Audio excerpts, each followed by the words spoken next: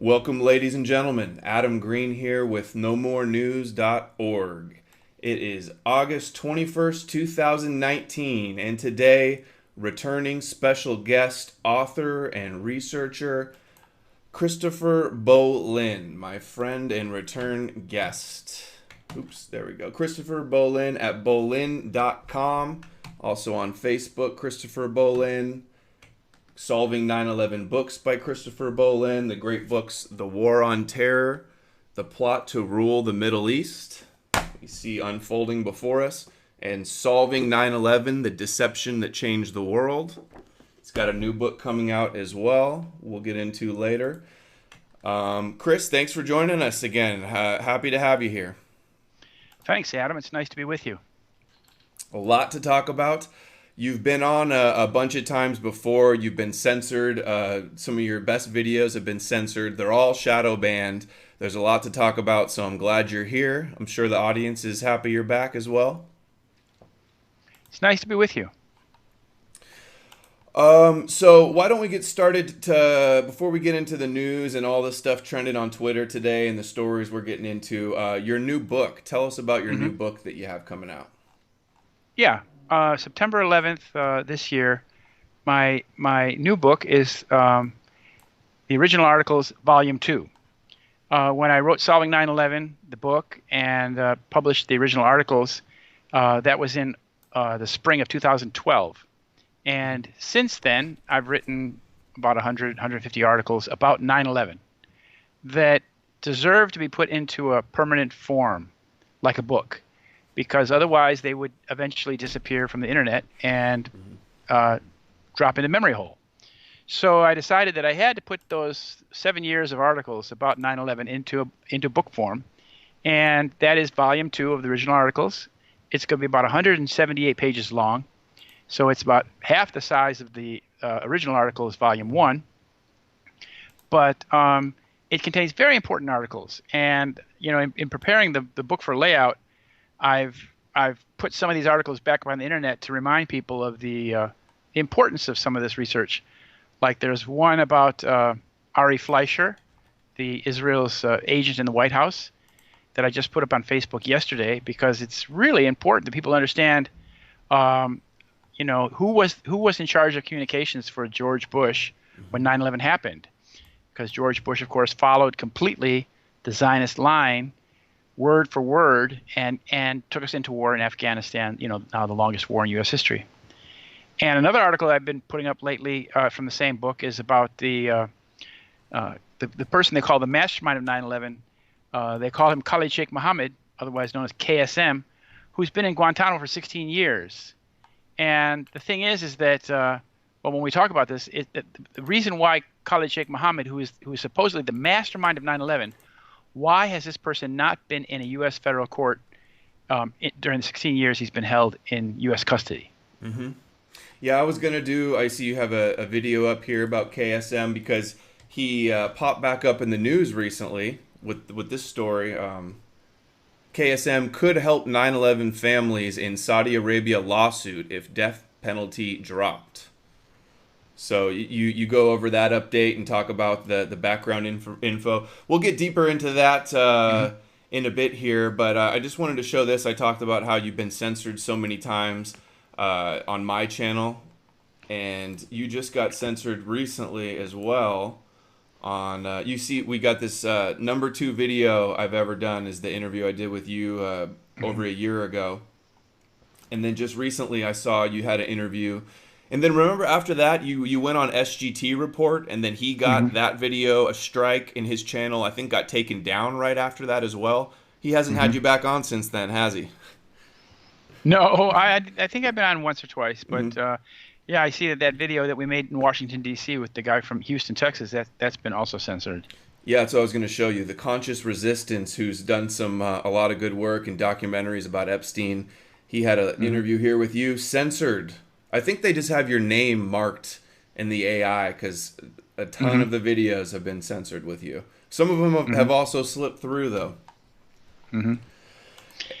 Yeah. And I wanted to mention also about the books is that Just wanted to give a quick plug for The Trigger, David Icke's new book that's going to be available September 1st. And he talks about 9/11 and the ultra Zionist involved with it. And he cites your book and your work extensively.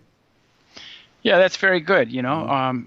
I'm sure it's a good thing. It spreads the word to more people, Mm-hmm. because that's the thing that we don't have. We don't have the amplification. We don't reach the number of people that we need to reach. Mm-hmm. So every little bit helps. You know, even controversy helps.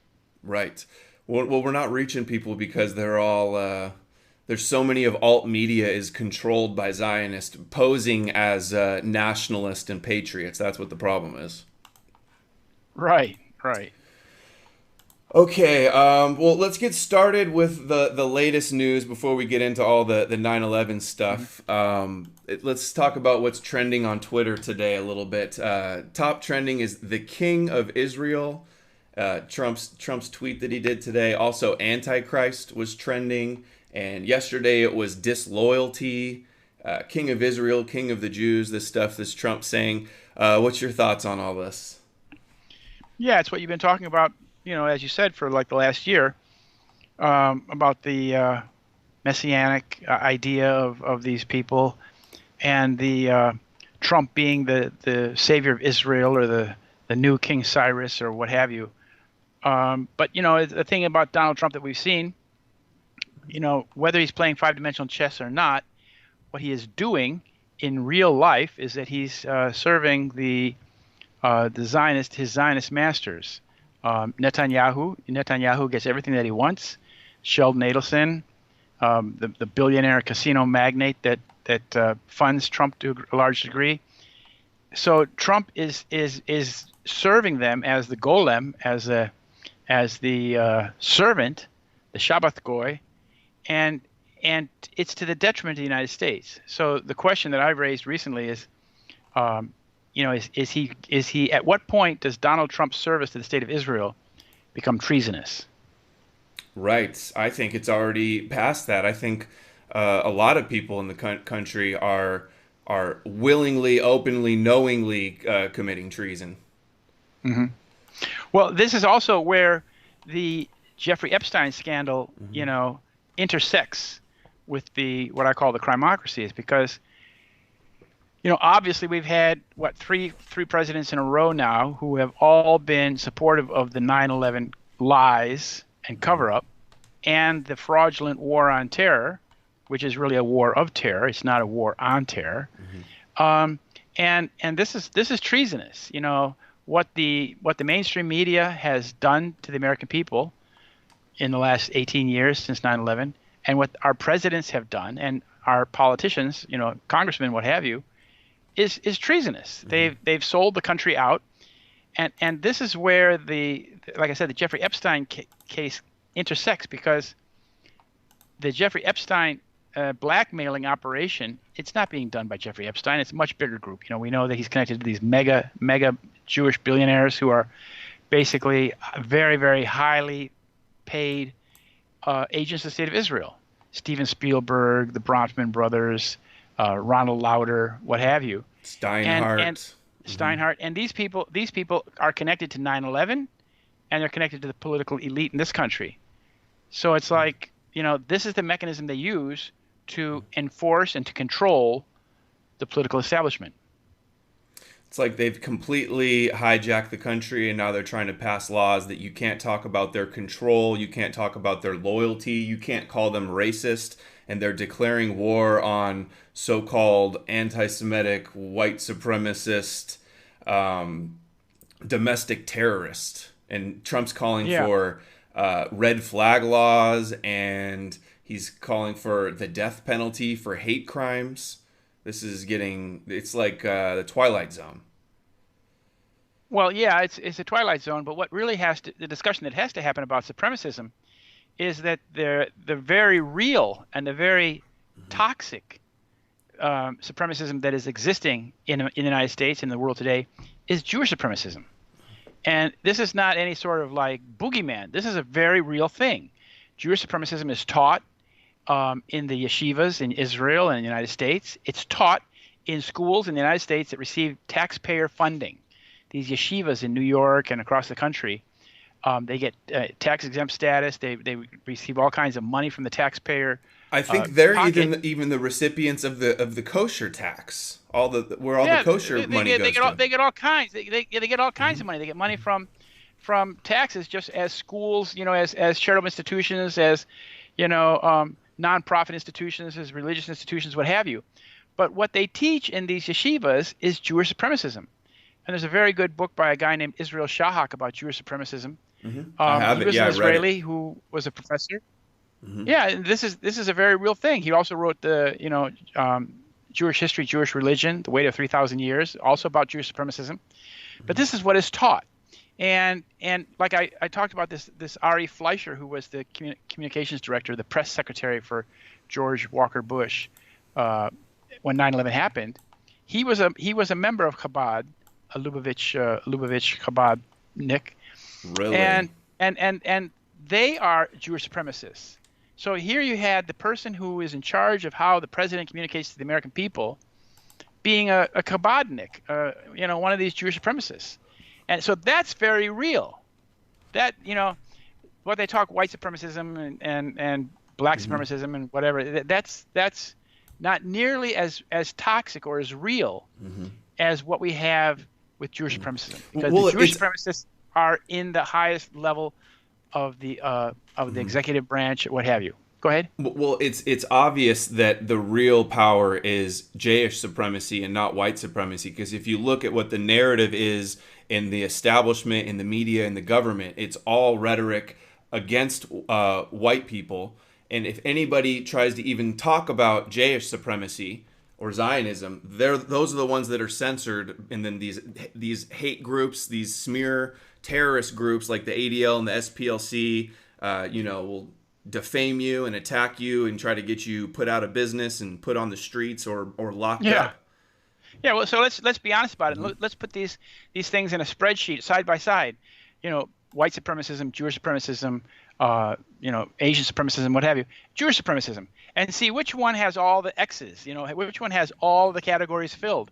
And you'll find that the one that is most powerful, most prevalent is the Jewish supremacism. Right. And when they control the executive branch, when they control the office of a Congress, when they control the discourse about supremacism in the country, you can see who's in power. Absolutely. Gilad Atzmon, the Jewish power is the ability to suppress people talking about Jewish power. Something along those lines. I get it wrong every time. I forgot. I wanted to mention too about the books is that these books have been Amazon bestsellers as well. The War on Terror was #1 in Israel and Palestine history. That's the War on Terror, a nice, easy read for people to understand a lot of what's going on in the Middle East over there. Well, it's meant to be a very easy read. It's meant to be a very small book that can be shared very easily.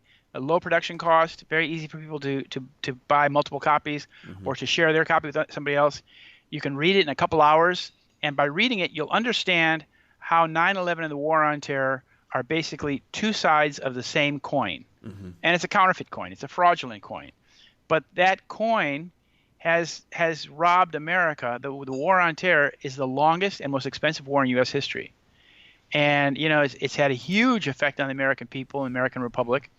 That we can only remember how our country used to be before 9/11 and what it's like today, and the promise that we lost. We were looking forward to a budget growth, a surplus in the U.S. Treasury in year-to-year spending, and now instead we have this huge deficits. We're deep in red, and that's that is a very real cost on our standard of living and our our hope for the future.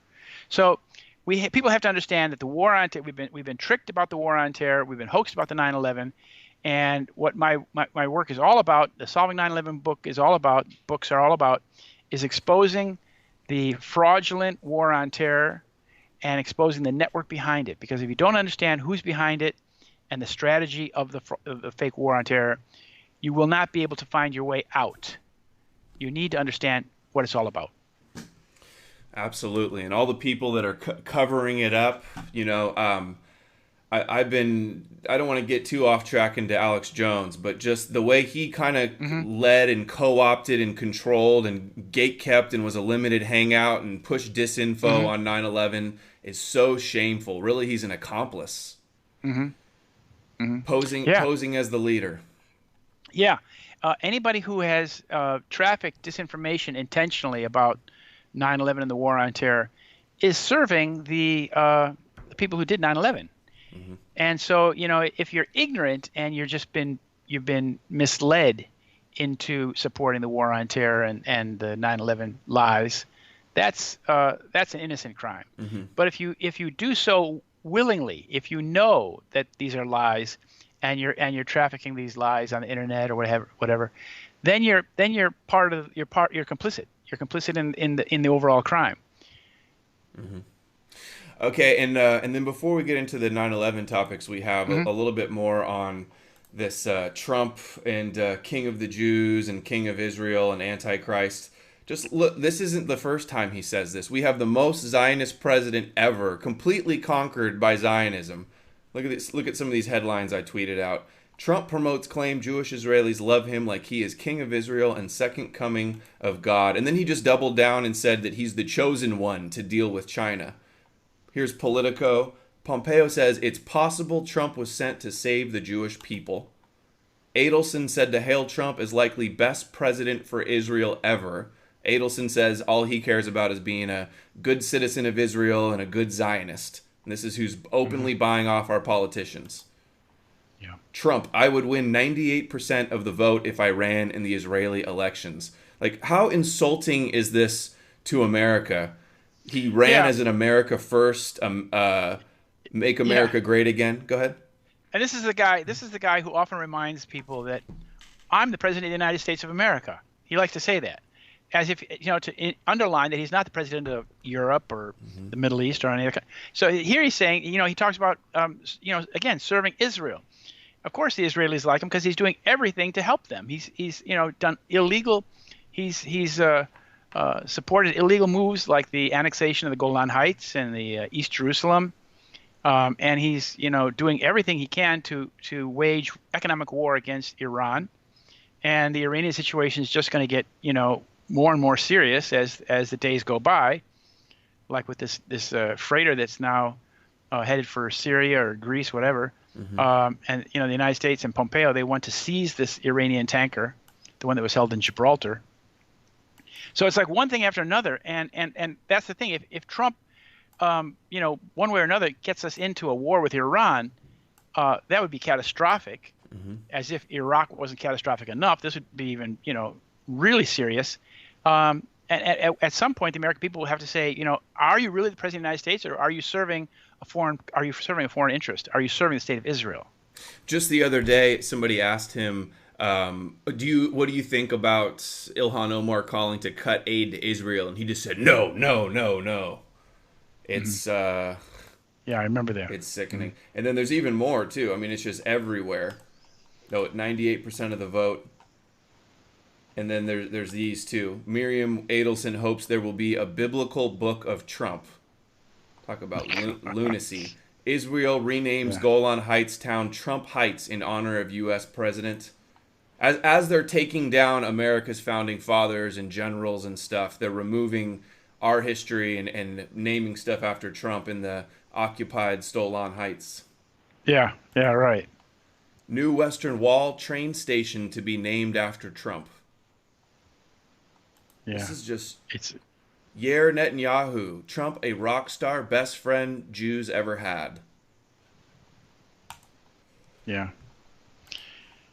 yeah. Well, the thing is that Trump was known to be a very strong Zionist before he ran for office, Mm-hmm. just by his business associations with these Israelis and whatnot.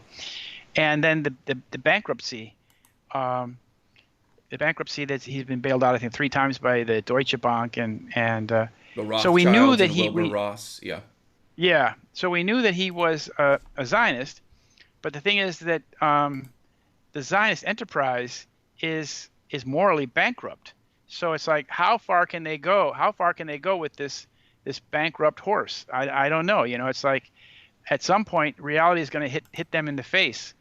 Like, with this Jared Kushner who tried to come up with this bogus peace plan. Hmm. It completely, wanted to buy the Palestinians out, kind of like the way that Trump wants to buy Greenland from the Danish. It's nuts. These guys are just like they're just real estate people. All they understand is like buying and selling. They don't understand that you have to have some ethics in your politics, or you have nothing. Well, I think that the Kushner plan is really just Vicky Ward said that it's Netanyahu's plan, and that Hmm. this, obviously it's going to be everything for Israel, or the deal's just going to be so bad the Palestinians are going to reject it, and then they're going to, bomb them or something. Who knows what they're going to do? They want all of it, and they don't want they want to do anything they can to stop a Palestinian state. That's for sure. Right, right, right. And Well, where it's go ahead. You can say I was going something. to say the Palestinians have already rejected the Trump proposal. They've seen enough of it to know that it's nothing for them.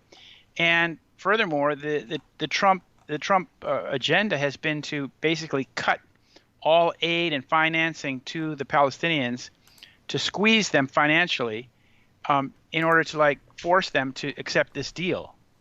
And that's not going to work.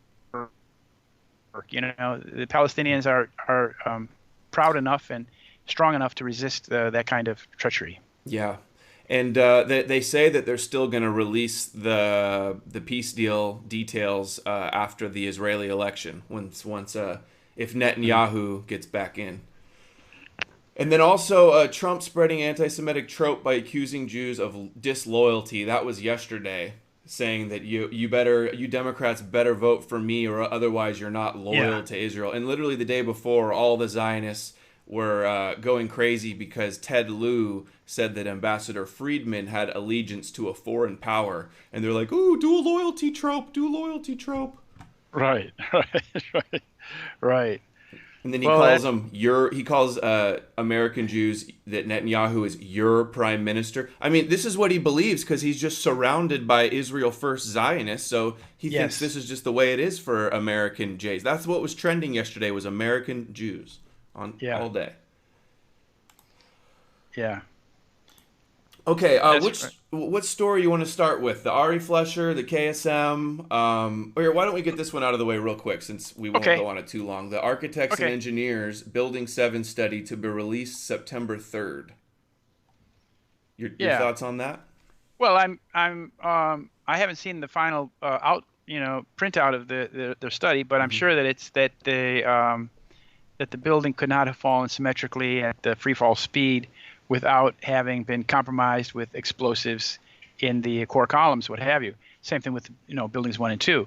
So it'll be nice to see what the results are, because of course the collapse of Building 7, the demolition of Building 7, is for many people the key to understanding that we were lied to about what happened to all three towers on 9/11. So, and coming out a week before 9/11 anniversary is a good thing, Hmm. because this is like I said, this is the one of the smoking guns to 9/11.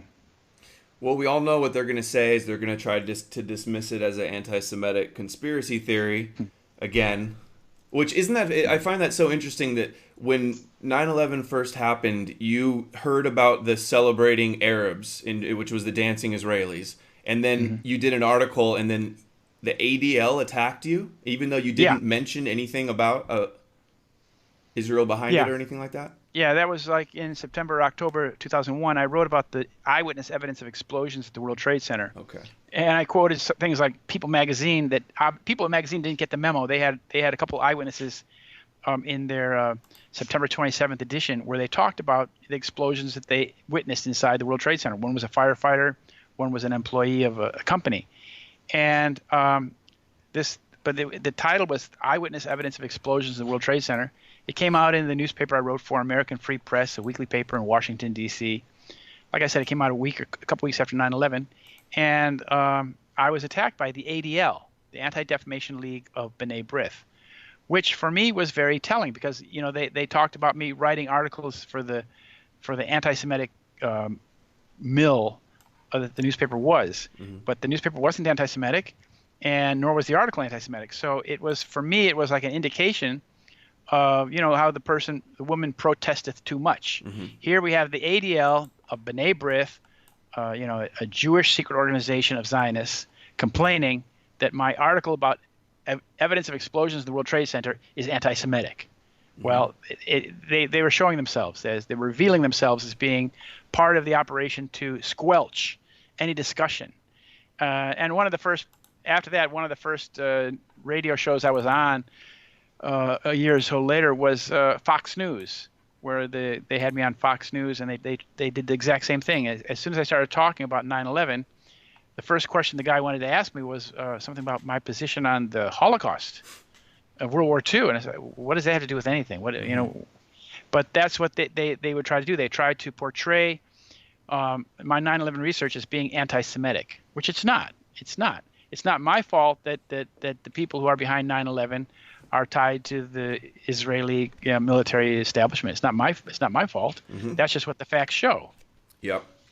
You've been attacked by the ADL a lot for this, which is a badge of honor. They just recently had an article out saying, YouTube's still allowing all the anti-Semites on YouTube. You better get them off. And then it's True News and E. Michael Jones, Brother Nathaniel, Pastor Steven Anderson, like all of these Christians. It's literally like he wears the Kabbalah bracelet, Jonathan Greenblatt.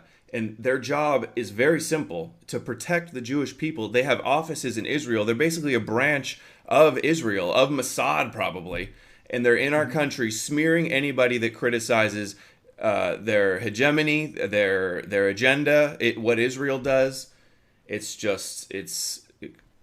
insane, incredibly dangerous. The ADL, you mean? The ADL. The ADL, yeah. Yeah, well, the ADL was created back in like 1915 or 1913. There were a couple things going on. There was a Jewish factory owner had raped and killed a young girl, that was down in Georgia or Alabama, someplace like that. And the Nathan Frank, I forgot exactly the name, but it was a trial in which a wealthy Jew was the guilty party. And there was also, at the same time, there was a survey in New York City to determine there was a big drug problem, big narcotic problem. And they did a survey to find out who was selling all these drugs in New York City. And they found that 90% of the pushers on the streets of New York were Jews.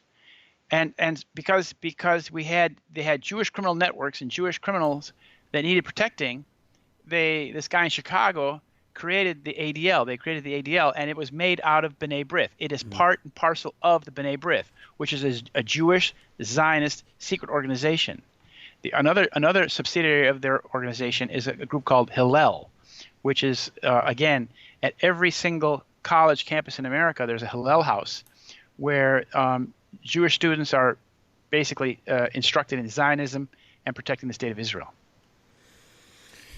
Okay, it's we're in trouble if these people are allowed to in the positions of power that they are. Why don't we get into the KSM story? Okay. Now, very good. So you did this video the other day. About KSM. He's back in the news. Yeah.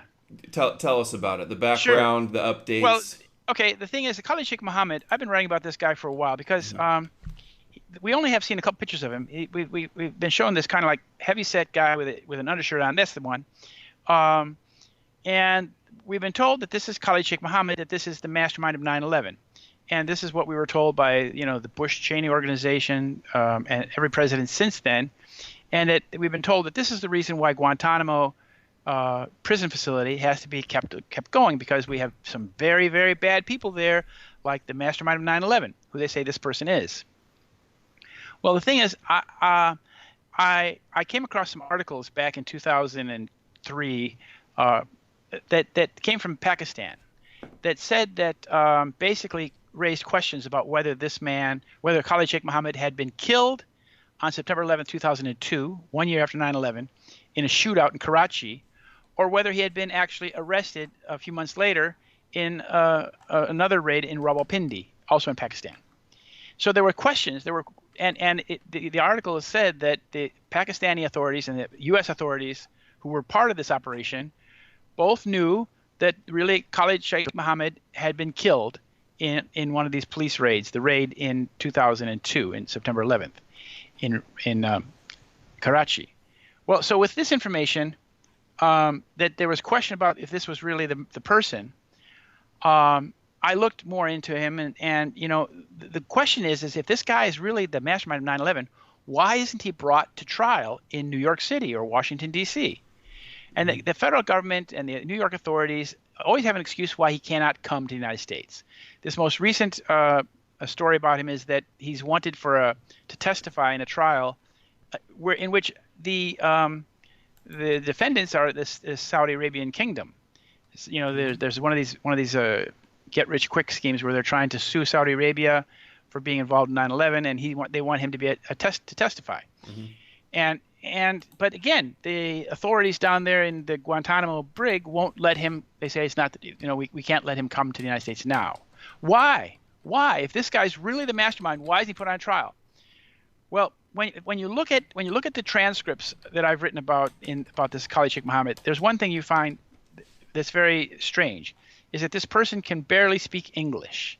He's supposed to have graduated. The real Khalid Sheikh Mohammed graduated with a degree in engineering, I think mechanical engineering, from a school in North Carolina called North Carolina Agricultural and Technical, A&T. And he would have therefore spoken and written English pretty well. Besides being the international kind of person he was, traveling all around the world, this guy would have spoken English pretty well. But if you look at the testimony in court where he was sworn in, or he was supposed to be sworn in and testify back in, I think, 2007, he couldn't even put it together a sentence in English. And it's like, who is this guy? And then all of his confession is basically read by a third party, by his personal representative, who reads this entire list of things. And this guy's supposed to be responsible for all kinds of things. The bombing of the World Trade Center back in 1993, everything about World Trade Center bombing in 2001, everything. He says he's responsible for everything. They waterboarded him like 180 times, right? Right. Well, that's what they say, right? Yeah, he was held in Poland for a while and whatnot. I think they also do something with battery acid to his kid or something like that. Threatened him with his kid. I don't know what they did. They do all kinds of crazy things. I know. Who knows what they really did? We've seen Abu Ghraib and stuff. What about he said that he did something that wasn't even, he blew up a building that wasn't even built by the time he was incarcerated, right? Probably. I mean, you torture a person enough, they'll say anything, right? Yeah. So, but the thing is that they still claim that he's the mastermind. And yet when he was giving this confession or this testimony in 2007, he would not even take the oath. And the tribunal didn't insist that he take the oath. So he didn't identify himself as being Khalid Sheikh Mohammed of such and such a place and whatnot. He didn't do any of that. He just started talking. And that's how they treat him in the court processes that went on in July this year. Well, when faced with all this contradiction about who this person is or is not, back in 2007, I called up to the school in North Carolina where the schools that he went to 2 colleges there, but I called North Carolina A&T, and I spoke to a professor who taught the real Khalid Sheikh Mohammed science and technology, and his name was David Klett. And I asked Mr. Klett, we see these pictures of this man who they say is Khalid Sheikh Mohammed. Do you recognize that person as being the student you taught? And he said, I've never seen that face before in my life. Well, that was really crucial because that means that a person who knew the real Khalid Sheikh Mohammed is saying that this is not the real Khalid Sheikh Mohammed. So that's pretty much the icing on the cake. The reason why this mastermind of 9/11 cannot be brought to America is because people who know the real Khalid Sheikh Mohammed would, they couldn't do it. This man cannot be identified as the real Khalid Sheikh Mohammed. He's an imposter. He's a scapegoat. I write about, how they got the scapegoat to be, that's a little bit more complicated, but they took a kind of a mentally feeble person in the raid in Rawalpindi and took him and said, okay, you're now Khalid Sheikh Mohammed. And, they blamed him for everything. So that's really important. And some people have been attacking me since I wrote this little piece, or I put this little piece up on the internet the other day. But I just want to remind people who might challenge my claim or my belief here is that his English skills are obvious by reading the transcripts that he cannot speak English. And the fact that he did not take the oath, did not identify himself in court, has never identified himself in court in Cuba. His alleged confession was read out by a CIA representative. Right. Yeah. And the only thing they could argue with is what David Klett told me, because he told that to me when I called him up, that this man he's never seen his face before in his life, and he should know because he taught the real Khalid Sheikh Mohammed. So based on those three pieces of information, I don't think this is the real guy. And that explains why he has not been taken to the United States. And see, so the whole house of cards, the whole 9/11 house of cards is a house of cards. And this fake Khalid Sheikh Mohammed is just one of them. But if you take that card out, the whole thing falls down. So that they have to try and keep this thing going. And so they're going to do something like they do with Epstein. They're either like kill the guy or have him, suicided in his cell, or he's going to just live the rest of his life down there in Cuba.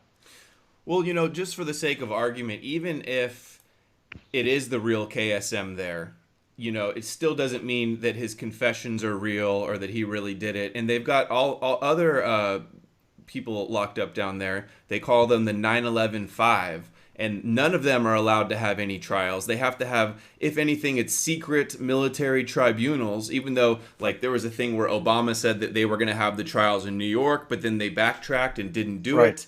And it's like, if these guys did 9/11, and you have enough evidence and proof to lock them up in Guantanamo for almost 20 years, then why not just have the trial, put out the evidence, give the families closure and justice? See, Fox News, parents of 9/11 victims dying without seeing justice. And then also about the families, New York Times, judge in 9/11 suits feels no regret that none ever went to trial. Judge Hellerstein in New York. Yeah, he's proud of that. He's the guy that said, money is the greatest lubricant. I mean, this guy, it's just awful. And Feinberg, another suspect lawyer, was in charge of handing out all the money to get the families to shut up. He's the special master. Every time the U.S. government hands out, billions of dollars to victims, they call up Mr. Feinberg. He's always special master. Yeah, so it's like, that's what people have to understand, is that 9/11, the 9/11 cases, the 9/11 criminals have never seen a day in court. Now it's almost been 18 years. This is, justice delayed is justice denied. There's no justice here. When you deny the victims their day in court, when you deny the criminals their day in court, who's being served? Because the whole thing is a deception. As my book, Solving 9/11, The Deception Changed the World, makes very clear. It's all a deception, and it will not stand the light of day. It will not stand the scrutiny of cross-examination. So they have to just carry on with the fairy tale, because it can never be examined. It cannot stand the light of day. Here's a headline. It's accused mastermind to stand trial in New York. It's not popping up, or maybe it will pop up. It's a saved webpage when I was doing research a while back. But they can't let any of these guys testify on anything.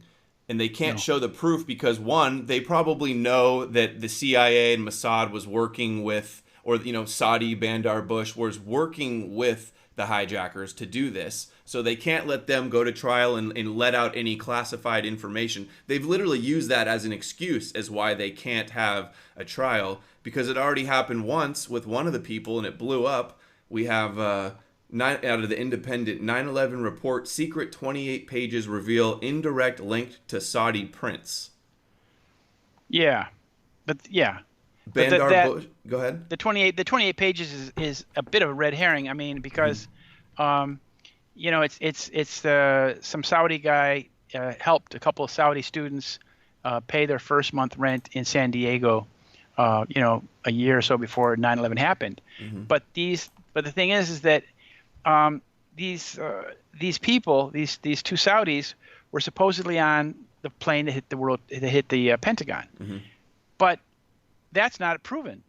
We have no proof that the plane hit the Pentagon.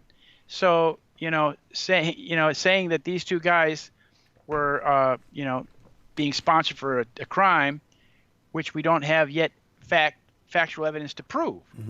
the Pentagon story is contested because there are some people who believe that a plane actually hit the Pentagon and just disappeared in a big flash and didn't go into the building. Just to be clear, there are some people, 9/11 official story skeptics that do think a plane hit the Pentagon, but they still think that it's a huge conspiracy with Mossad and everything. So there's people in both camps. Either way, it's still a conspiracy. And the fact that it links to Bandar Bush, who was Saudi intelligence and ambassador and close friends with the Bushes, it speaks a lot. And the Moussaoui trial, he was supposedly the 20th hijacker, and he accused several high-level Saudi princes and officials of being patrons of Al-Qaeda when he had his trial.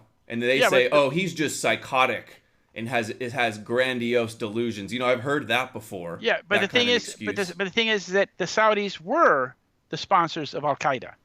There's no question about that. This is because Al-Qaeda goes back to its roots are from the war in Afghanistan, where the United States, Saudi Arabia, and others were supporting Israel.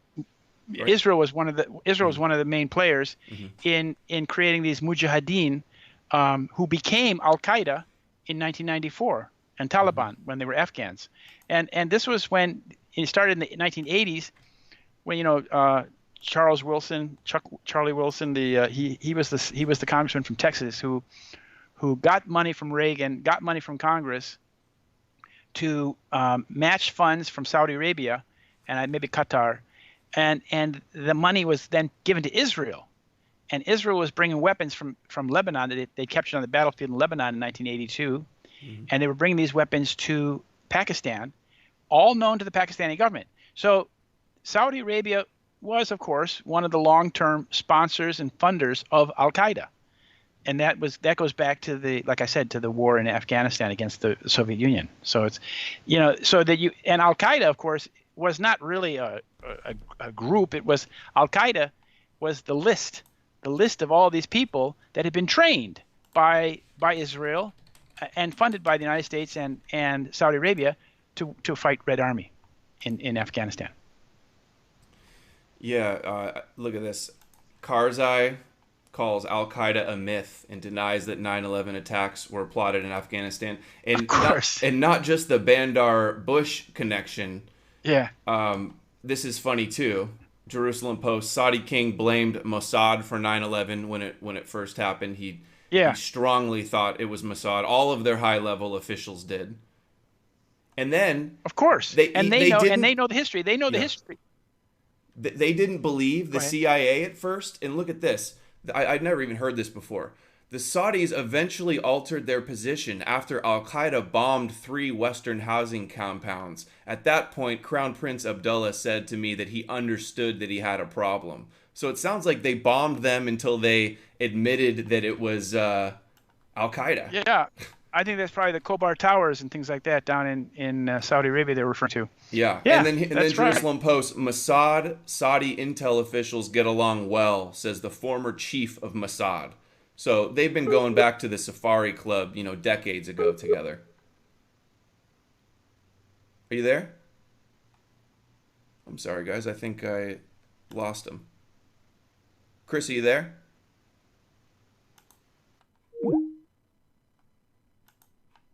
We're calling back.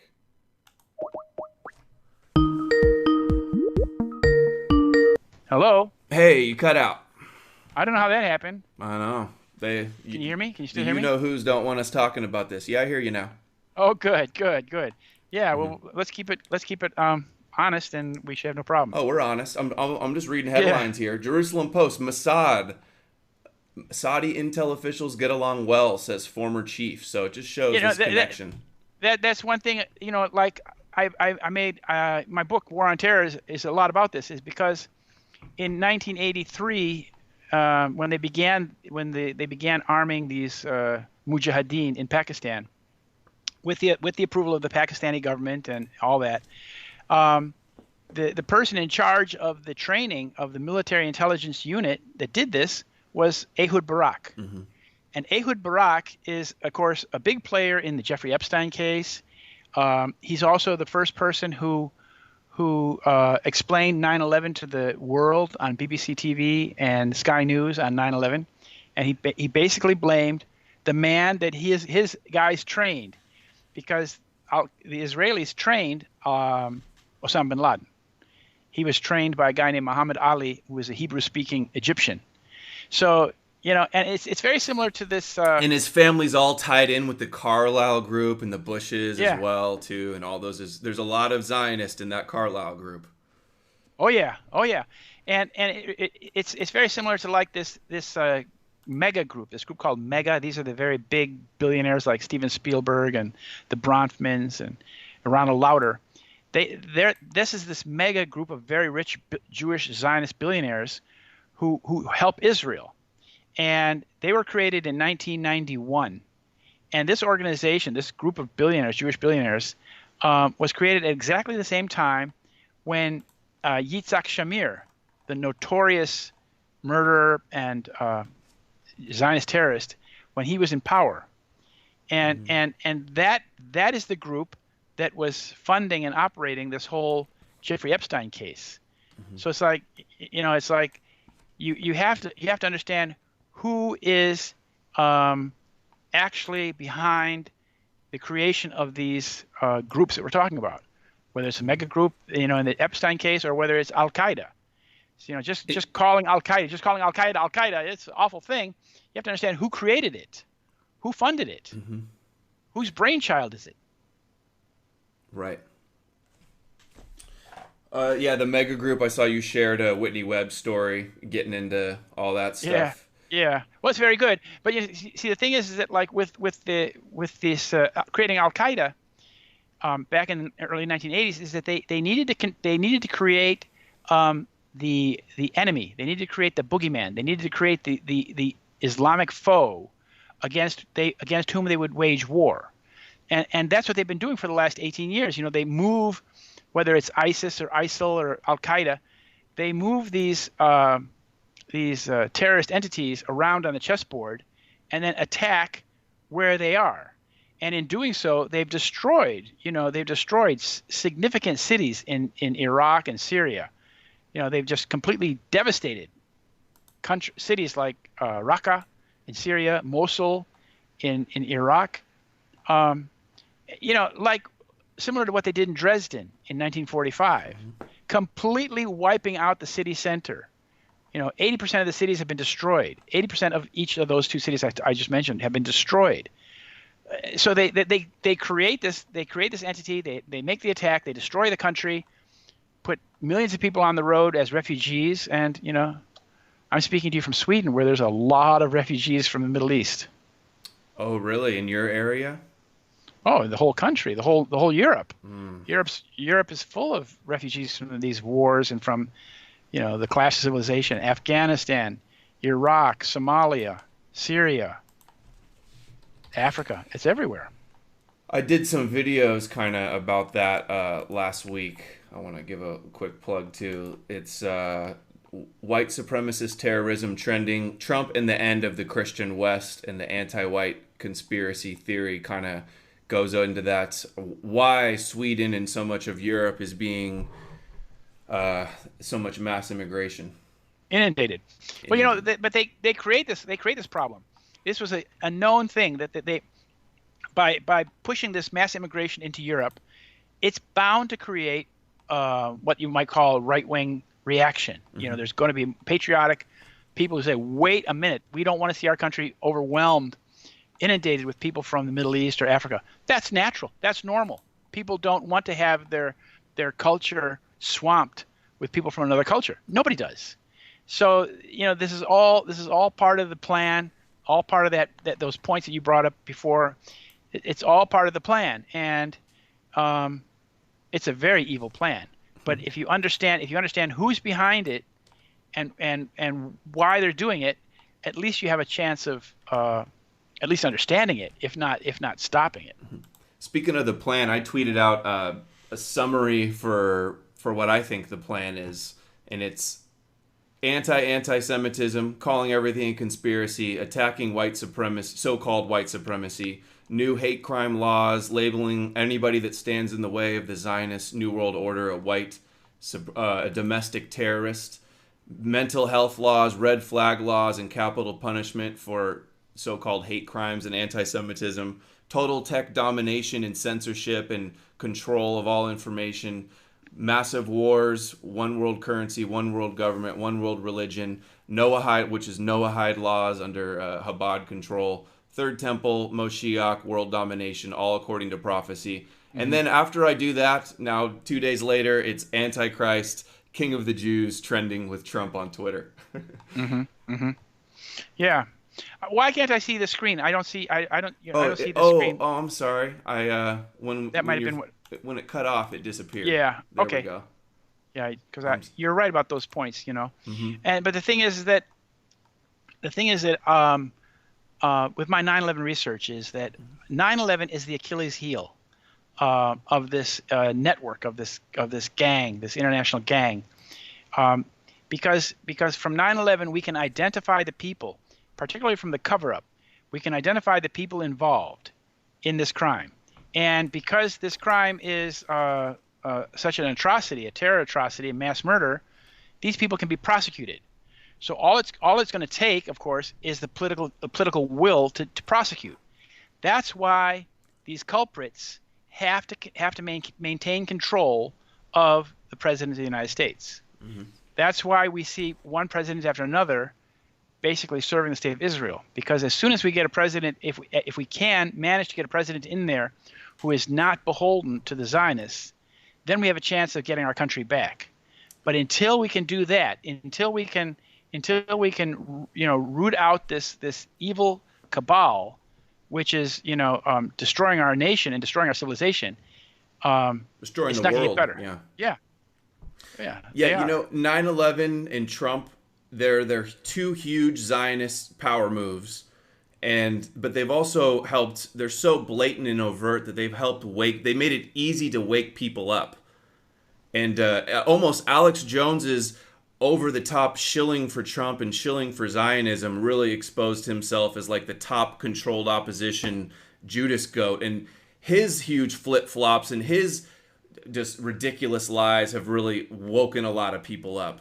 So I feel like we're reaching kind of like a crescendo, a climax where everything is just intensifying and they're trying to crack down but also being exposed more than ever.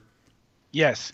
I think I agree with you that we're definitely reaching a climax. Like I said, this Zionist train can only go so far because it's going to run into a wall of reality at some point, and that's why Trump is being such a hyper Zionist as he is, and doing all these things that other presidents have not done this, and they kind of like just went slowly and give the Israelis what they want without making a big show of it. This guy's making a big show of it. Trump is, and doing everything in leaps and bounds, which should hasten the end. It should bring. But now with this Iranian situation with Iran, with the Iranian freighter, again the situation in Hong Kong, and the whole global situation is such that like here in Europe, I think most of the European leaders don't care for Donald Trump at all, and so he's with his support of Israel and doing all the kinds of things that he's doing. He tried to buy Greenland the other day. He wanted to buy Greenland. This is absurd, and people are America is losing a lot of its prestige because its president is seen as a villain, like a clown. He's the perfect Zionist pawn villain, and everything he does, the takeaway is white people are bad. Trump's a bad, evil white man, a white supremacist. So all of the communists are they're with their anti-white supremacy agenda, and really the Zionists on the right side of the spectrum, they're all for the anti-Semitism agenda as well. So Trump's really like the perfect villain to you see what I'm saying? And I love that. Go ahead. He's going to take the blame. He'll take the blame. I mean, he will be blamed for the failures, down the road, because but in fact he's being told to do these things. Like everything that he's doing for the state of Israel has been dictated to him by Netanyahu. Just like how they kind of rewrote it and try to blame 9/11 and 9/11 and the war on terror on Bush and Cheney, and any talk of the neocons as anti-Semitism and shouldn't be allowed.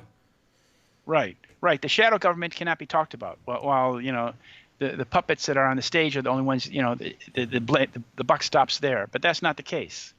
What do you think of this squad girls like Ilhan Omar and AOC and Rashida? I'm happy that they're bringing issues like dual loyalty and foreign allegiance and AIPAC into the national debate. So I see that as I just wish, they're not good representatives, and you don't you can't really support them, but because of their other views. But what do you think about it all? Right. At first you have to wonder whether these people have been put up to this kind of job or not. It's not their fault. They're the only ones in Congress that are saying anything. I wish that they would, make it acceptable for other people in Congress to step up and say we should cut aid to Israel. If they're going to the moon and they're dominating in tech and all this stuff, they can take care of themselves at a minimum. Right. So I agree with you 100% that they're bringing these issues like dual loyalties and whatnot, aid to Israel. They're bringing these issues out. And that's a good thing. That's a good positive thing. The way that these two congresswomen were not allowed into Israel the other day, this is just it's good. It shows the apartheid nature of the state of Israel. So it's all good. And I'm sure that we can handle some Congress people who are a little rough around the edges. I think most of them are pretty rough around the edge. Yeah. Okay. So can we talk a little bit more about Ari Fleischer, and then we'll get it wrapped up pretty soon. So this is huge. Another Chabad connection, and I remember him. I probably still have some sound bites and clips of him doing some serious 9/11 damage control. Yeah. Well, you see, I wrote this article back in 2016, and I was reviewing the book. Doing the proofreading for the new book, and I was reading it, and I thought, this is a very good piece that I should put up for the show today, because Ari Fleischer was the press secretary for George Walker Bush when 9/11 happened. And if you look at this article, and you'll see some very interesting photos there when on 9/11, when George Bush is flying around the country on a plane, Ari Fleischer is telling him what to do, what to say, what have you. And he's very calm. He's very, very calm. While George Bush is quite, frenzied and worked up about what's been going on in New York and the Pentagon. But Ari Fleischer was in charge of the White House, and what he crafted the way the president would present the crisis, would interpret the crisis to the American people when he spoke on from the White House later that day, what have you. And what's very important about Ari Fleischer is that he's not just that he's an Orthodox Jew or that he's a member of Chabad, he's a Chabad Lubavitcher, or that he's a Jewish supremacist. Those are all, that's part of the package. But that his brother was the CEO of an Israeli company that dealt with voice communications, telephony, recordings, what have you. And of course, that played a big role on 9/11 as well, with those telephone calls. But one of his brother's associates was Ehud Barak, the man who interpreted 9/11.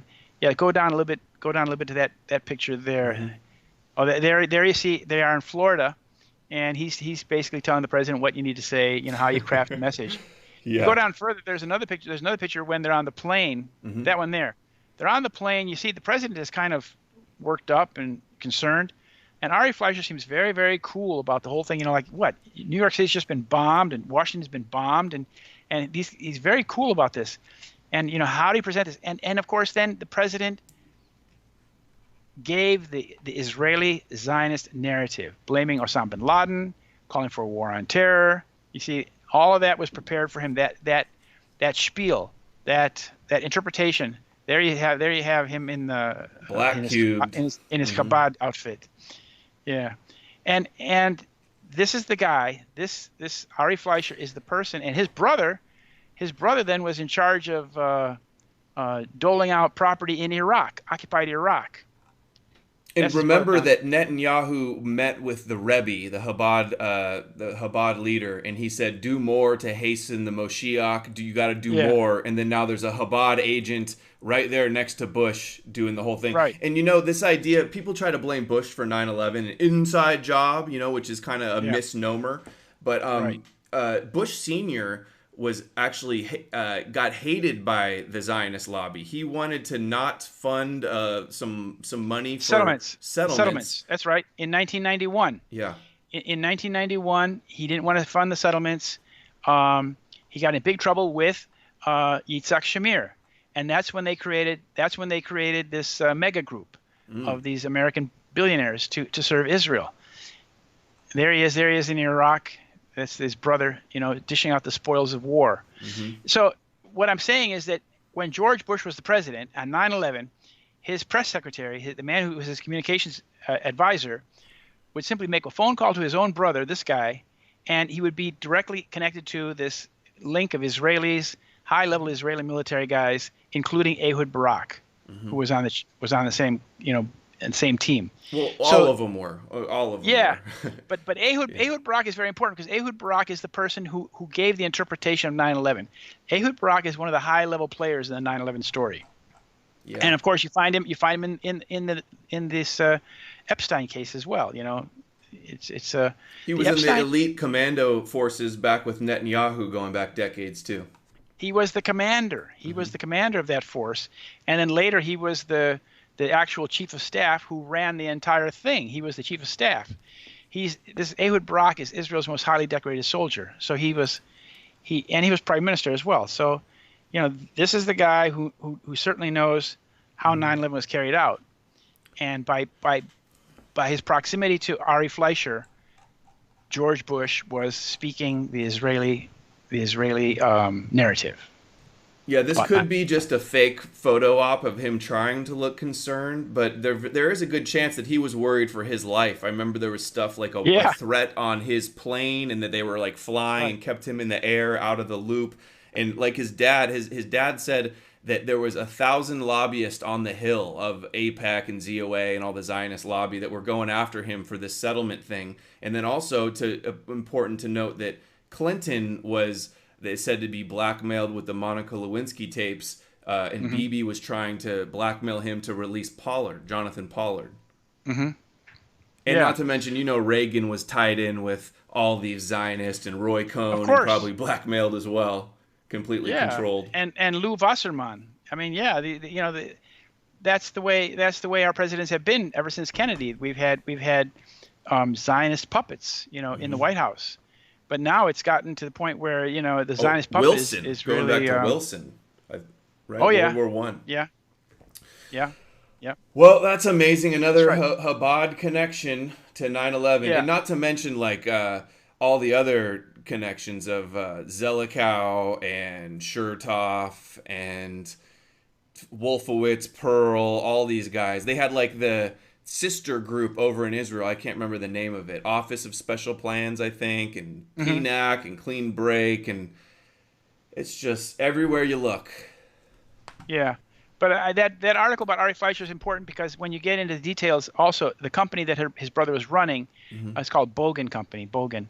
It was a company that dealt with telephony and voice recordings and things like that. So this may be the connection for those strange phone calls that were made, recordings or not, or how the phone calls were set up so these people were calling their mothers and brothers and husbands and wives and things on 9/11. Or just more Converse Amdocs spying on all the phones like they were doing. Yeah. But this article is just one of the articles in my new book, and it's about the network behind the 9/11 crime. And that's the thing, is when you look at the network behind the 9/11 crime, just like when you look at the network behind Jeffrey Epstein, you find the same people time and time again.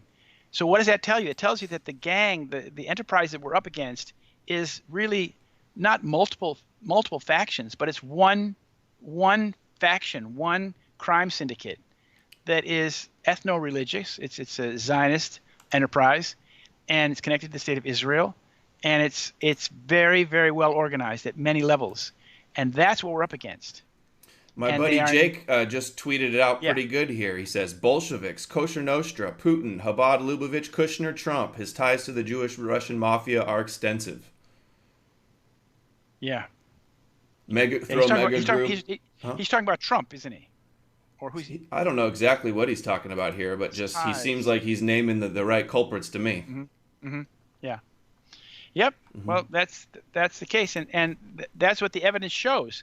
That's why my Solving 9/11 books are important, because they put in hard copy the evidence that's necessary to be analyzed if we're ever going to prosecute these crimes. And if whether these people die before they're prosecuted or not, the history has to be preserved. We have to understand that this is our history, and we can't go forward with a false history, misunderstanding everything that is going on around us. If we believe the official story, we're going to be living in this kind of fake reality for decades, and you can't do that. You have to know what really happened. Well, just like it's illegal to question World War II now all over the world, and they're trying to bring it to the United States, they're already trying to do the same thing with 9/11. They want to have it to be completely taboo, a sacred cow that you cannot question by law if they have their way. And already in the language on YouTube and by the ADL and stuff, they're trying to put in these definitions that, like, you can't question. They'll delete your video if it's a well-documented violent event. Like, that's the terms that YouTube uses for what they put in limited state. If it's a well-documented violent event. So basically, they're just cutting off all true independent journalism to cover some of the biggest events of our lives, of generations. Exactly. I mean, it's the most important event of our lifetime. This 9/11 and the cover-up, because it's what they've effectively done is they've hijacked our nation. They've hijacked our minds on a mass level. They've hijacked our nation, and they've hijacked Western reality. So people all across Europe and around the world are lining up at airports, treated like suspects, and putting up with all this kind of police state mentality, and sending their sons and daughters off to war halfway around the world. They never even know where they're being sent. I mean, it's outrageous. It has to end. And the only way to end it is to be informed about it, to understand that, it's all a big deception. And that's how they operate. So when you understand the deception, when you become aware of the deception, then you're forearmed. You're prepared for whatever's coming. You're prepared to deal with the deception that we're being handed every day from the mainstream media. The more their agenda progresses, the more obvious it's going to be, and the better chance we have of waking people up. That's why it's so important you get these books, spread these videos, talk to your neighbors. We're being suppressed. They're trying to suppress us as much as they can. So it's really up to the audience, a group effort, to share this information. Otherwise, it's just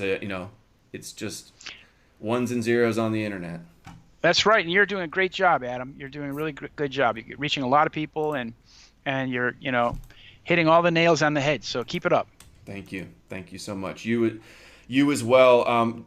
Did we have any other topics that we wanted to cover? We got KSM, Ari Fleischer, the new 9/11 investigation. Oh, what about the grand jury? Have you heard any updates on that? I know we talked about that last time. No, I mean.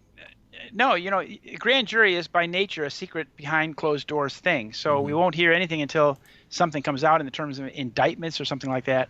But no, we haven't heard anything about that. And of course, it's 3 weeks now until September 11th anniversary.